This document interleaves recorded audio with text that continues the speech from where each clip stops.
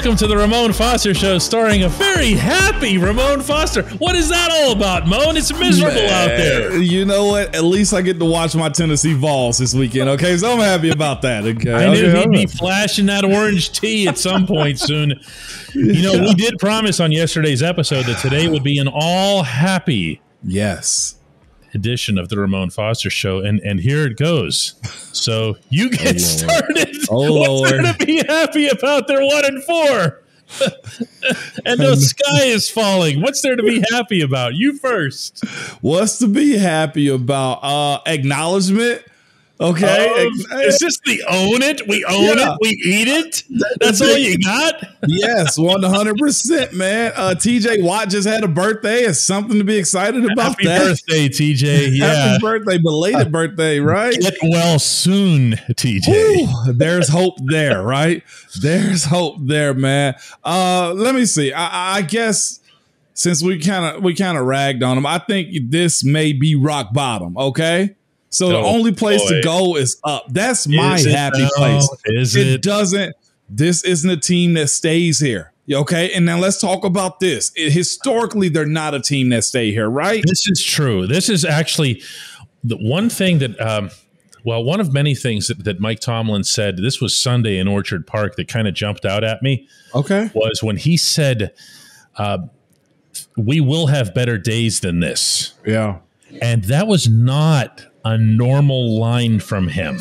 No. And I actually was kind of like that he has to go and put a positive, like, you know, not every day is going to be like 38-3 against the Bills.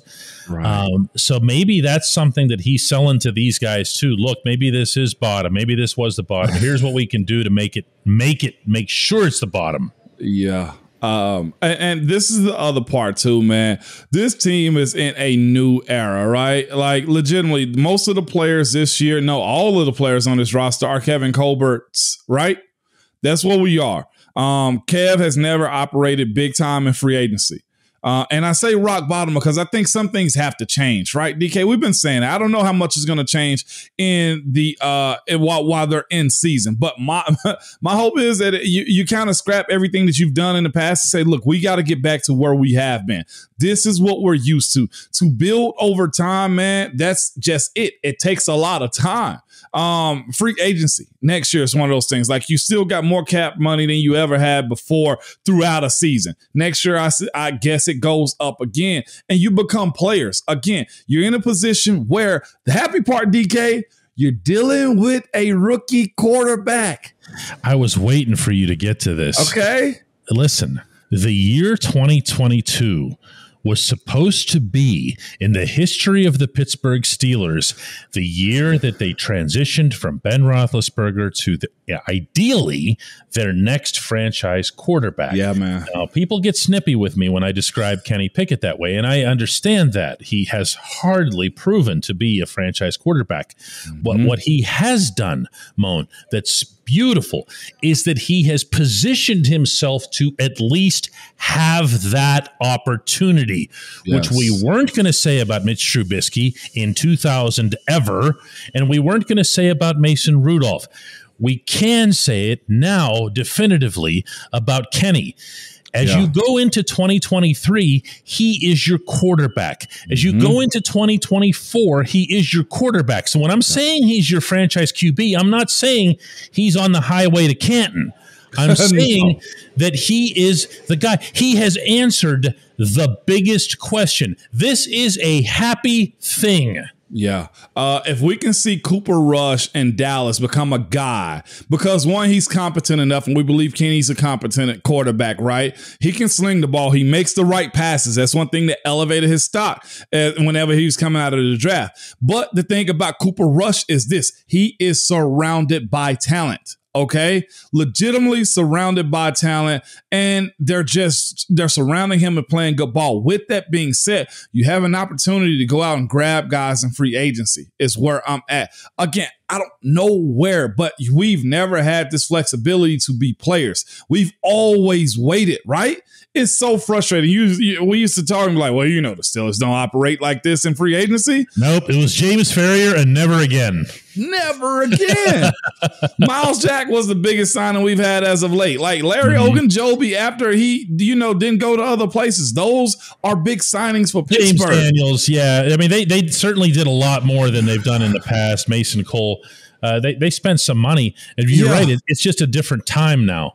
And the idea that there has to be some super long, crazy rebuild, to me, that is almost always associated with the quarterback. When we think of the teams that stay down for years and years and years, like both of the New York teams, for example, what's the commonality? It's that they can never find a freaking quarterback.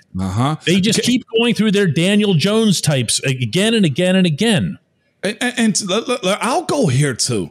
And to be fair about the New York teams, okay, the quarterbacks that they've had, DK, this is the other part of it too.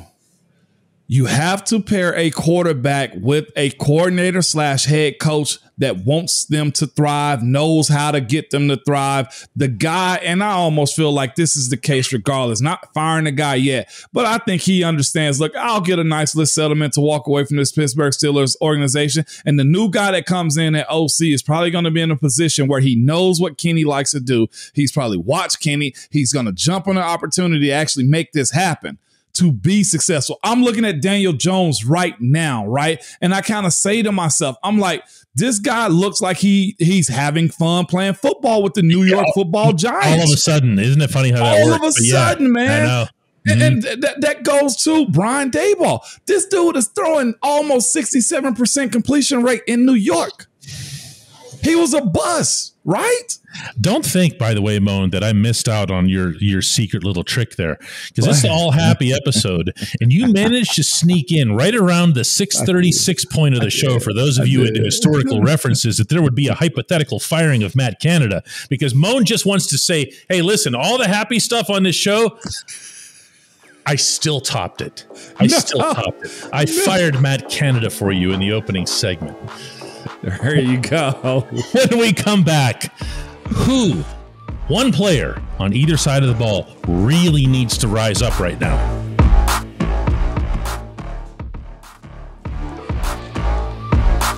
Welcome back to the Ramon Foster Show. As promised, we're going to try something. Again, staying in the positive frame of mind. Not to rip somebody as in like who needs to step up because they suck. Who actually needs to make the biggest difference on this football team in the positive sense right now? One on either side of the ball. Let's start with the offense, Moan. Who you got? Offense, I'm going to go legitimately Big Dan, left tackle. I got to see Dan more. He sticks with the line. I do. You didn't like him getting beaten on that. I know that's why you're bringing it up, isn't it? You know me too well, DK. Yeah. Like I don't like that. He's at a point of attack, man, to be able to finish and go out and just be that guy, because this is just where we're at. It was too clean. I know it was Von Miller. It was too clean. But it was just too clean, and not just that, getting pushed back into to toss plays and stuff. Like DK, like it's so set up for these guys to really be dudes in this league, man. And just to honestly kind of see them fumble it a little bit or slip back is not okay. Like you're on the left side. You're on the franchise's quarterback's left side. You get to a point now, DK, to where you say to yourself, I need my best five on this line. Okay, then you go draft an early left tackle, and then you move Dan Moore into left guard.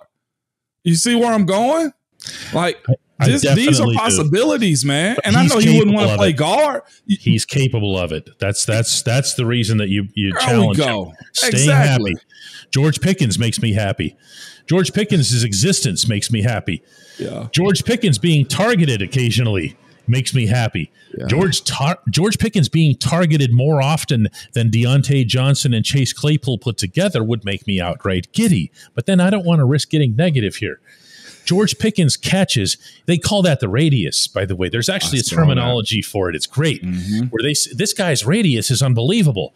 So when you see Kenny fling the ball to Pickens, it's different than how he throws it to anybody else. Have you noticed that? He does this. He just poop, puts it like up in the air, and he waits for it to come down from orbit because he knows nobody else is going to catch that thing. It's great to watch. How about defense? Defense, man. I was excited about this guy, and feel like there's something there, but we've pretty much seen zero. DK, this is Malik Reed. Who? For you to say that, I don't even know who you're talking about. This guy with 13 sacks in Denver over the last 2 years. He doesn't even exist. I ain't heard his name, DK. 9 combined tackles on the season. I don't even have anything critical to say about him because I don't know that he's real. You see what I'm saying? Like that's how it pass rushes. Okay, but positive here. Positive. Okay, but you asked me who I needed. But you also need. They don't blitz anymore, Moan, and I don't understand that at all. Yeah, I mean, how do you lose T.J. Watt and then say that's it? We're taking off the blitzes. The strategy, DK. That's the only thing I say. And protecting the back end of the defense, like that's just where we are right now, man. I'll be real with you. I want to go at the linebackers. Really no need to. I know the secondary is just a little bit less than or below the line in general.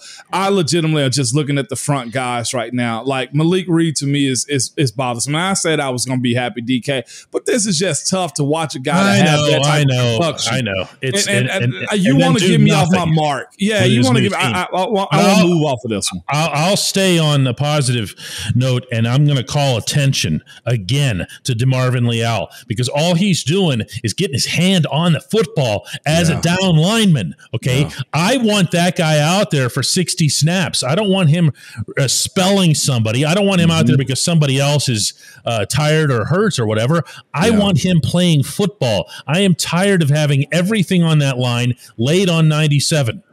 Okay. This kid needs to be on the field. And when he is on the field, let's see him get to the quarterback since Malik Reed isn't.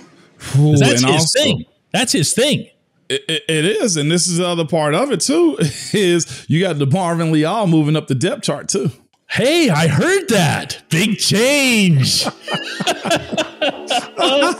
We tried, people. The pit of misery, man. When we come back, the only segment that matters. Hey, Moan.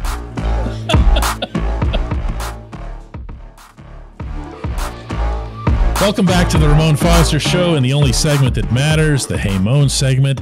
That is brought to you always by the good people at the Get-Go Cafe and Market, where quality is at the core of every menu item. 3 expert chefs fine-tune every detail so that every sub, burger, salad, wrap, drink, and app is crafted for craveability, Moan. Craveability. That means it's gotta be good. Order these amazing entries at Get-Go Cafe and Market on the app today. Better believe it. And today's Hey Moan comes from... Where did it go here, Here we go, DK. Did I lose it? Did I lose it? You couldn't have lost it, man. Couldn't have lost it. No, it's right here. There it is. Kevin Fitzgerald says, "Hey, Moan, why is nobody talking about the Steelers' lack of halftime adjustments? I'm tempted to say it's because to my untrained eye, it appears that they don't make them. Our defense, in particular, repeatedly comes out in the third quarter and lines up in the same sets and proceeds to give up too many second-half points. What sayest thou?" Ooh, I added that part. Kevin didn't. What do I say about that?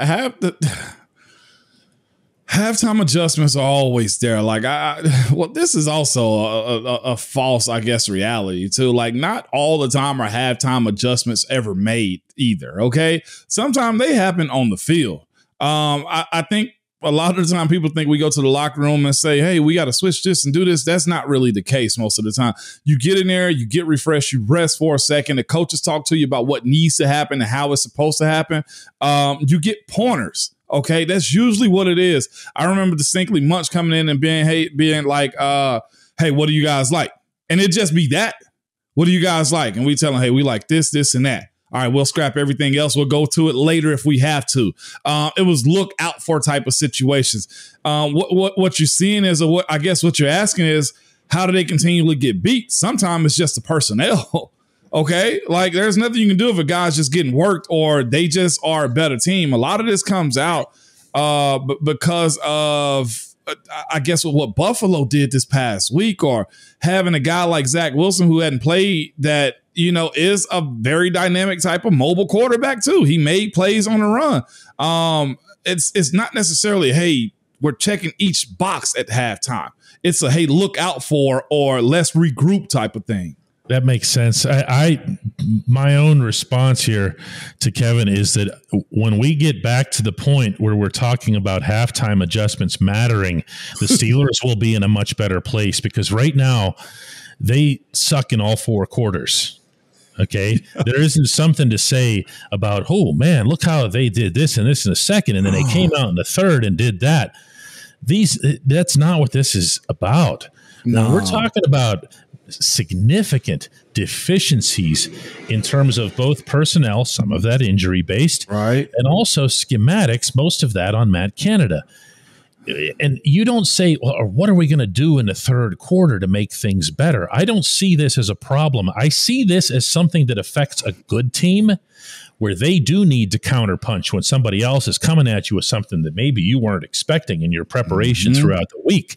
And maybe, like you were saying, Moan, sometimes you want to do these things in the second quarter, but it's hard to do it on the fly. You get a positional coach is going to come over and you guys are sitting on the bench and you're all like, your eyes are all big. I've seen you. And you're like, you're not hearing a thing he's saying. No. You're not hearing a thing. And then from there, what ends up happening, you know? Yeah. You get into halftime and they tell it to you, and it's a different atmosphere. It's not as loud. And then you're just saying, hey. And this is the other part, too. We're speaking about halftime adjustments as if this team is in a position of competing. As of late, it hasn't been a competitive position either. You can say, hey, if we fix this, we're 3 points from a win.